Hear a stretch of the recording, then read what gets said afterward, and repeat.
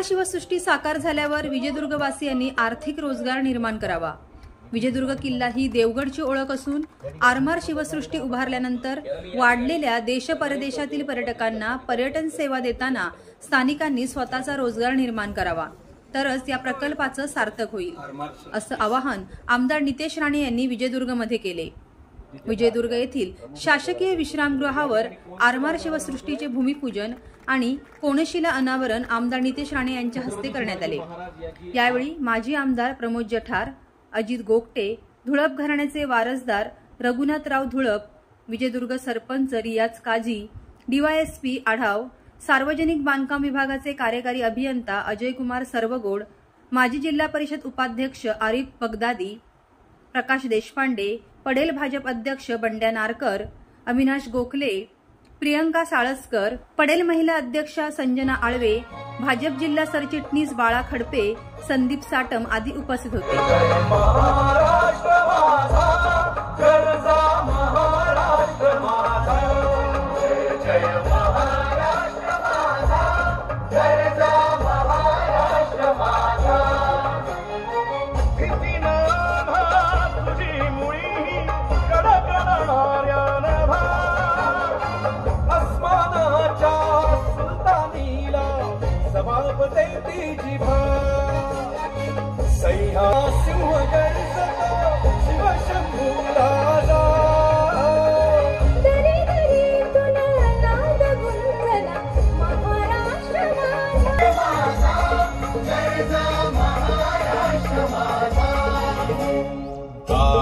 छातीवरी कोरली अभिमानाची लेणी, ओलादी मन घटे खेळते खेळ जीव घेणी, दारिद्र्याच्या उन्हात शिजला निघळाच्या घामाने भिजला देश गौरवासाठी झिजला दिल्लीचेही रक्त लागले महाराष्ट्र माझा, जय महाराष्ट्र माझा, गरजा महाराष्ट्र माझा, जय जय महाराष्ट्र माझा। 2008 साली आम्ही सर्व मंडळी, म्हणजे मी सांगायला हरकत नाही, जेव्हा या ठिकाणी उमेदवारी करायला म्हणून आम्ही आलो आणि सहज गडावरती आमचा साखरकर असेल, राजू कुठे गेला, परुळेकर असतील, अजितराव असतील, ही सगळी मंडळी, इथली लोकल मंडळी, काही आमच्या महिला ताई भगिनी आहेत, या सगळ्या, शुभाताई असेल, शुभाचा नवरा असेल, ही सगळी मंडळी आम्ही या जेव्हा किल्ल्यावरती जात होतो त्यावेळेला त्या मंडळींच्या जे गाईड होते त्या गाईडांच्या माध्यमातून अनेक गोष्टी सांगितल्या गेल्या। त्यातली प्रामुख्याने एक गोष्ट सांगितली गेली की याच किल्ल्यावरती 1868ला हेलियम नावाच्या वायूचा शोध लागला, त्यामुळे हेलियमचं पाळणाघर म्हणून हा किल्ला आहे। छत्रपती शिवाजी महाराजांचं आरमार या असलेल्या, या आपण ज्याला खाडी म्हणतो, बॅकवॉटर म्हणतो, या बॅकवॉटर मध्ये छत्रपती शिवाजी महाराजांचं गलबत बनवण्याचं, आरमार तयार करण्याचा कारखाना होता। जेव्हा छत्रपतींच्या लक्षात आलं 1640-50च्या काळात की आता ही आक्रमणं जी आहेत, या हिंदुस्थानावरती होणारी आक्रमण ही खैबर खिंडीतनं होणार नाही, ही जमिनीवरनं होणार नाही, आताची आक्रमण ही पाण्यावर होतील, आणि पाण्या म्हणजे समुद्र किनारा या महाराष्ट्राला जेवढा लाभलाय तो संरक्षित करण्याची गरज आहे। आणि महाराज जेव्हा ह्या किनारपट्टीवर उतरले तेव्हा त्यांच्या लक्षात आलं की तिकडचा असलेला ब्रिटिश टोपीकर या ठिकाणी उतरलेला आहे, इंग्रज उतरलेले आहेत, पोर्तुगीज उतरलेले आहेत, फ्रेंच उतरलेले आहेत, डच उतरलेले आहेत, आणि सगळी मंडळी व्यापाराच्या निमित्ताने या सगळ्या अरबी समुद्रातल्या हिंदुस्थानच्या असलेल्या समुद्र किनाऱ्यावरती आता वेढायला सुरुवात केली। म्हणून छत्रपती शिवाजी महाराज या ठिकाणी आले, यांनी पाहणी केली, आणि हे पाहणी केल्यानंतर त्यांच्या लक्षात आलं की या ठिकाणी काही गडकोट बांधायला लागतील। त्यापैकी हा जो विजयदुर्गचा किल्ला आहे तो 800 वर्षापूर्वी राजा भोजांनी बांधलेला होता, त्याची डागडुजी शिवाजी महाराजांनी केली। शिवाजी महाराज सुरतेच्या आक्रमणावर गेले, ज्याला आपण आक्रमण म्हणतो, लूट म्हणतो, त्या ठिकाणी गेलं, त्या ठिकाणी फार मोठं व्यापारी केंद्र होतं सुरतेचं, आणि ते लोक त्या व्यापारातला अनेक पैशाचा निधी त्यांनी महाराष्ट्राच्या या सगळ्या इन्फ्रास्ट्रक्चरसाठी द्यावा, महाराष्ट्राच्या कल्याणासाठी द्यावा, गोरगरिबांसाठी द्यावा, म्हणून महाराजांनी सुरतेपर्यंत पोहोचले, आणि सुरतेच्या दोन्ही लुटीचे जे काही पैसे होते ते महाराज घेऊन पुन्हा सिंधुदुर्गात आले, आणि ह्या दोन्ही लुटीतना महाराजांनी सिंधुदुर्ग किल्ला बांधला। छत्रपतींनी सिंधुदुर्ग किल्ल्याचं त्या ठिकाणी निर्माण केलं.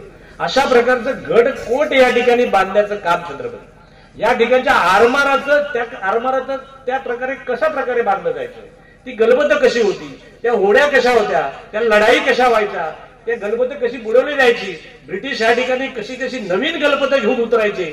कारण ब्रिटिश आणि ही मंडळी जी युरोपियन मंडळी होती ती विज्ञान आणि तंत्रज्ञानावर आधारित होती, त्यामुळे त्यांच्या माध्यमातून अनेक इनोव्हेटिव्ह गोष्टी येत होत्या. ह्या सगळ्या गोष्टी महाराज शिकत होते. कान्होजी आंग्रे आणि त्यांच्या इतर मंडळींनी ते सांगत होते. आणि अशा प्रकारे गलबत बनवण्याचा आरमाराचा पहिला कारखाना जर या हिंदुस्थानात बांधला गेला असेल तर तो विजयदुर्गच्या आपल्या खाडीत गेला. म्हणून छत्रपतींना आरमाराचे जनक म्हणतात. फादर ऑफ द नेव्हल ज्याला आपण म्हणतो, म्हणून आपण जो मालवणला कार्यक्रम केला फादर ऑफ द नेव्हल म्हणून या ठिकाणी केला. तर हे कसं केलं गेलं, आपल्या पुढच्या पिढीला या सगळ्या गोष्टी, हे सगळं ज्ञान हळूहळू संक्रमित करावं, त्यांच्यापर्यंत पोहोचावा, महाराजांचा इतिहास पोहोचावा, राजा भोजांचा इतिहास पोहोचावा, कान्होजी आंग्रे साहेबांचा इतिहास पोहोचावा. परवाच कान्होजी आंग्रेंचे पण वंशज रघुजी राजे आंग्रे जे आता अलिबागला राहतात, त्यांनी पण आपल्याला आशीर्वाद दिलाय. ते स्वतः इथे आले होते, त्यांनी पाहणी केली, ते खुश झाले. ते म्हटले प्रमोदजी आमचा पण तुम्हाला या कार्यक्रमाला आशीर्वाद आहे. त्यांनी पण त्याच्यामध्ये व्हॅल्यू ऍडिशन काय करता येईल ते सांगितलेलं आहे. साक्षात धुळप साहेब यांचं या किल्लेदार म्हणून यांचे 8 वंशज या ठिकाणी आहेत, त्यांनी पण आशीर्वाद दिलेला आहे. आणि मग अशा माध्यमातून या ठिकाणी एक चांगलं स्मारक व्हावं, एक सृष्टी निर्माण व्हावी. आणि हेलियम डेच्या निमित्ताने दरवर्षी या ठिकाणी होणारा कार्यक्रम पण या ठिकाणी व्हावा, या सगळ्या संकल्पनाने घेऊन आम्ही 2008 पासून प्रवास करत होतो. जागेचा शोध सुरू होता. आमचे गोखले साहेब या ठिकाणी आहेत, त्या बिचाऱ्यांनी स्वतःची जागा देऊ केली होती. अनेक मंडळींनी जागा देऊ, आमचा तिर्लोटकर या ठिकाणी असेल, त्याला अनेक मंडळींनी जागा देऊ केल्या, पण त्या जागा त्या घेण्याची काही व्यवस्था नव्हती. आणि एक दिवस आम्ही ही बाब जेव्हा माननीय रवींद्रजी चव्हाण पीडब्ल्यूडी मिनिस्टर यांच्या कानावर घातली की बाबांनो आम्हाला अशा प्रकारचं आरमाराची सृष्टी करायची आहे, पण जागा काही मिळत नाही आणि पीडब्ल्यूडीची असलेली जागा बंद अवस्थेत आहे, त्याचा उपयोग काही होत नाही. मला आपल्या पीडब्ल्यूडी मिनिस्टर रवींद्र चव्हाण यांचं कौतुक वाटतं. त्यांनी आमदार साहेब दुसऱ्या मिनिटात सांगितलं, प्रमोद ही 2 एकर जागा तुमच्या आरमार सृष्टीला मी देऊन टाकली, कामाला सुरुवात करा. आता त्या ठिकाणी जागेची उपलब्धता झाली होती, निधीची उपलब्धतेची गरज होती. सिंधुरत्न समितीवरती योगायोगाने मी सदस्य म्हणून गेले होतो. आणि आमच्या आमदार दीपकभाई केसरकरांना, शिक्षण मंत्र्यांना आम्ही ही सगळी गोष्ट आमच्या समितीच्या मीटिंग मध्ये सांगितली. आणि त्या ठिकाणी तथास्तु म्हणावं तसं दीपकभाईने 4.5 कोटीची प्रशासकीय मंजुरी या कार्यक्रमाला देऊन टाकली. त्यामुळे या सृष्टीचं काम मार्गी लागायला सुरुवात झाली. मग आम्ही आमदार नितेशजी राणेंकडे हा सगळा प्रस्ताव ठेवून बसलो आणि मग त्यांनी इतर सगळ्या यंत्रणा हलवल्या, पीडब्ल्यूडी हलवलं, आमचं सिंधुरत्न समिती हलवली, दीपक केसरकरांना फोन केले. आणि एवढंच नाही तर आमच्या आमदार साहेबांनी सांगितलं, प्रमोदजी हा एका फेजचा कार्यक्रम झाला, 4.5 कोटी, मी पुन्हा तुम्हाला 5-10 कोटी रुपये देईन आणि या ठिकाणी आणखीन चांगल्या प्रकारची स्मारकाचं या ठिकाणी समृद्ध करावं म्हणून पण त्याने आपल्याला आश्वासित केलेलं आहे. मी पुन्हा या तिन्ही मंत्री महोदयांसाठी, तिन्ही आमदारांसाठी आपण सगळ्या मंडळी जोरदार टाळ्या वाजवा अशा माझी इच्छा आहे. आज आपल्या सिंधुरत्न समृद्ध योजनेअंतर्गत विजयदुर्ग येथे छत्रपती शिवाजी महाराजांच्या आरमार सृष्टी उभारण्याचे भूमिपूजन कार्यक्रम आत्ताच संपन्न झाला. आणि त्यासाठी मंचावर सर्वच प्रमुख मान्यवरांनी आपल्या आपल्या पद्धतीने विचार इथे मांडलेला आहे.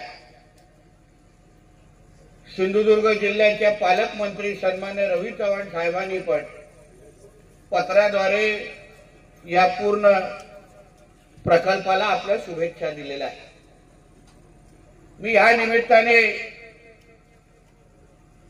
या सिंधुरत्नचे अध्यक्ष आदरणीय दीपक केसरकरजी आणि आमच्या हक्काचे सदस्य म्हणून सन्मान्य प्रमोद जटार साहेबांचं या निमित्ताने मनापासून आभार मानेन की प्रमोद जटार साहेबांच्या प्रयत्नामुळेच आजचा हा भूमिपूजनाचा कार्यक्रम आणि हा प्रकल्प होतोय. आम्ही आता इथे फक्त भूमिपूजनाच्या निमित्ताने आलोय. सूत्रसंचालन करणारा आपल्या मित्राला माहिती आहे की नितेश राणेंचं नाव घ्यायला लागतं, पण तरीही हा प्रकल्प आणि हा जो काही पाठपुरावा आहे हा प्रमोद जटार साहेबांच्या शिवाय शक्यच झाला नसता. म्हणून प्रामुख्याने हे सगळे श्रेय आमच्या जटार साहेबांचं आहे. हा, विजयदुर्ग किल्ल्याच्या परिसरामध्ये सार्वजनिक बांधकाम विभागाचे या ठिकाणी विश्रामगृह आहे. या विश्रामगृहाच्या परिसरामध्ये आज शिवसृष्टी आरमाराचं भूमिपूजनाचा सोहळा या ठिकाणी संपन्न होत आहे. याचा एक मला मनस्वी आनंद आहे. ज्या वेळेला मी सार्वजनिक बांधकाम विभागाचा कार्यकारी अभियंता म्हणून या विभागामध्ये हजर झालो, त्यामुळे माझे आमदार जटार साहेबांना भेटलो होतो आणि भेटल्यानंतर त्यांनी मला ही संकल्पना सांगितली होती की या सार्वजनिक बांधकाम विभागाच्या जागेवर आपल्याला शिवसृष्टी तयार करायची आहे. त्या दृष्टिकोनातून त्यांनी आम्हाला निधीची सिंधुरत्न योजनेमधून 4.5 कोटीची निधी उपलब्ध करून दिलेली आहे. या वर्षभरामध्ये आम्ही या कामाचं अंदाजपत्रक बनवलं आहे. त्याची निविदा प्रक्रिया पूर्ण झालेली आहे आणि आज या ठिकाणी भूमिपूजन सोहळा आमदार नितेश राणे साहेब यांच्या शुभहस्ते होणार आहे. या प्रकल्पासाठी दीपक केसरकर साहेब, जटार साहेब, किरण सामंत, आपल्या आमदार नितेश राणे यांनी सगळ्या मोलाचं सहकार्य केले आणि मला एक विश्वास आहे की वर्षभराच्या आत या ठिकाणी सुंदर अशी आरमारसृष्टी सार्वजनिक बांधकाम विभागाच्या माध्यमातून निर्माण होईल आणि याचा पर्यटनासाठी शिवप्रेमींना निश्चितपणानं लाभ मिळेल.